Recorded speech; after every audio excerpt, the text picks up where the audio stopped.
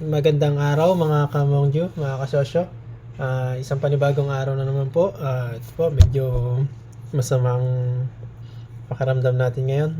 Kaya ganitong natin, mahina ang katawan.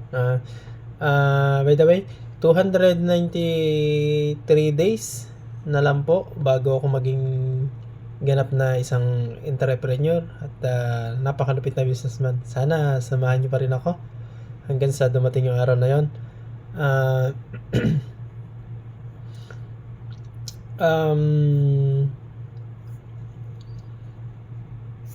Gusto ko lang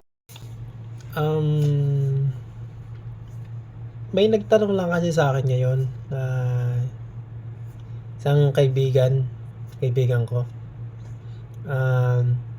Tinanong niya sa akin kung ano daw magandang negosyo at ano raw pwede niyang simulan na negosyo at anong patok na negosyo ngayon. Ang sagot ko naman sa kanya is, sabi ko sa kanya, dapat kung ano yung pag magne-negosyo ka kasi, kung ano yung skill mo, kung ano yung core gift mo, doon ka magsimula. Marami namang pwedeng gawin negosyo, pero kadalasan ang nagtatagumpay na negosyo is yung kung saan ka magaling, kung anong hilig mo, kung anong talent mo. Yung ba tinatawag na core gift nga. Mahirap kasi na pumasok ka sa isang negosyo pag hindi mo alam at hindi yun yung yung passion mo.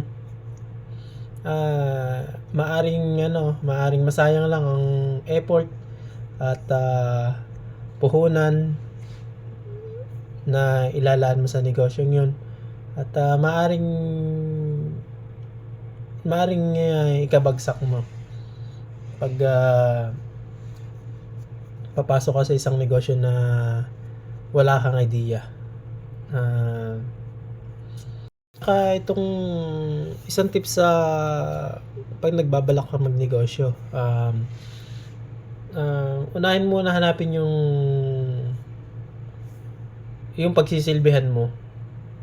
Halimbawa, mayroon kang mga community na pwede mong pagsilbihan.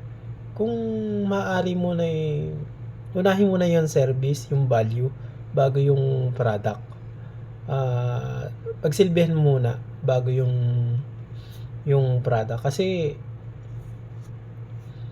pagdating kasi sa pera, magpapalo na kasi yan eh. Pag inuna mong ang magsilbi sa mga community mo, susunod na yung pera. Wag nating habulin ng pera pagdating sa pagninegosyo. Kasi the more na hinahabol natin yung pera, lalong lalayo sa atin. Lalo tayong mahihirapan magkaroon. Ayun mga kasosyo, mga kamongju, sana samahan nyo pa rin ako sa aking journey tungo sa isang tunay na entrepreneur. Sana suportahan nyo ako sa pangarap ko na maging mula sa pagiging isang OFW, nangarap na maging negosyante, entrepreneur, hanggang sa dumating yung araw na yon. Kaya ginawa ko tong video na to.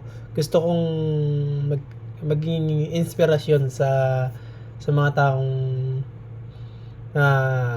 mula sa pagiging OFW, sa pagiging zero knowledge, hanggang sa dumating yung araw na maging isang tunay na negosyante. Sana samahan nyo ako at maging inspirasyon. Maraming salamat po sana subscribe niyo po ang aking channel. Malaking tulong po 'yun para sa akin. Maraming salamat po.